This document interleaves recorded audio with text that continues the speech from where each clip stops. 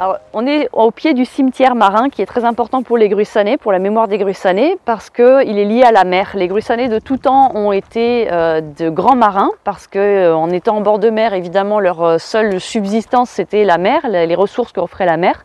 Et donc ils ont toujours développé de très bonnes techniques de navigation. Ces techniques ont été reconnues dès l'époque de la marine royale, puisqu'ils ont été enrôlés sur les navires royaux pour aller faire la guerre.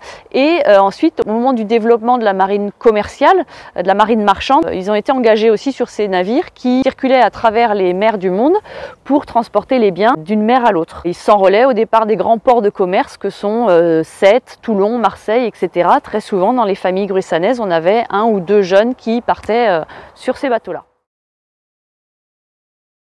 Le cimetière marin de Gruissant, ce qui est particulier, c'est que ce n'est pas un cimetière au sens classique où on l'entend, c'est-à-dire un endroit clos et carré. Là, c'est le chemin que l'on prend pour monter à la chapelle qui est orné de part et d'autre de cette vingtaine de cénotaphes qui sont dédiés donc à la mémoire des marins et des pêcheurs qui sont morts en mer.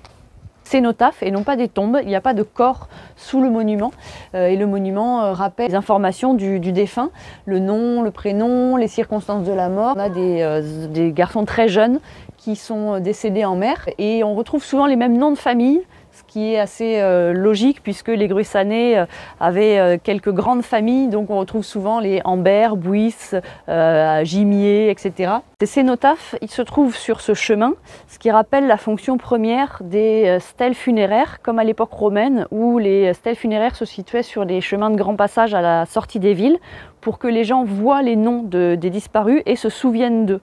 Et cette fonction mémorielle, elle est réactivée tous les ans lors des pèlerinages qui ont lieu ici, notamment le lundi de Pâques ou le lundi de Pentecôte.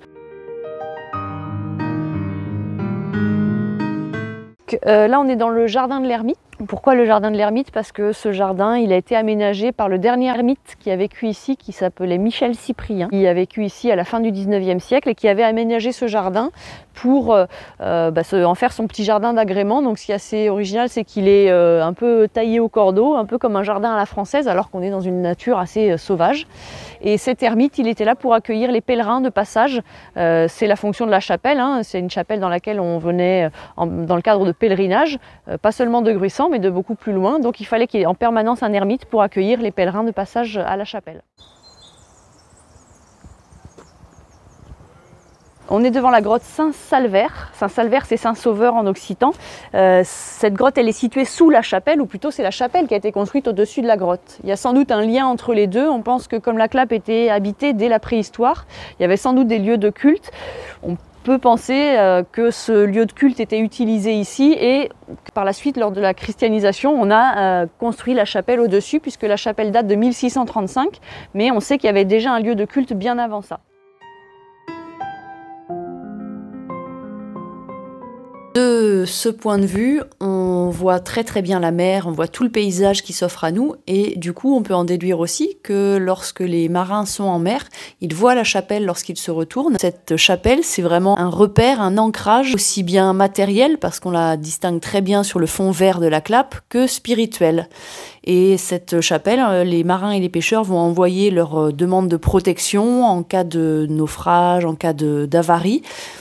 Et ils vont confier leur protection à la chapelle Notre-Dame des Auxils qu'ils voient au loin. Lorsque les marins étaient en danger, ils promettaient à la chapelle de lui offrir un cadeau à la Vierge s'ils arrivaient à se sortir de ce mauvais pas. Et ces cadeaux, ce sont des ex-voto, des tableaux, des objets qu'on va voir à l'intérieur de la chapelle.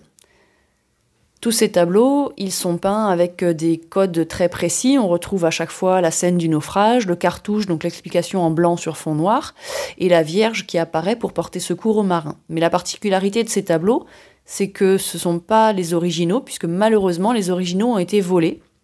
Et on a choisi, dans les années 80, de les repeindre sur les murs de la chapelle, en trompe-l'œil. C'est ce qui donne cette atmosphère très particulière dans la chapelle, puisque les tableaux sont peints directement sur les murs.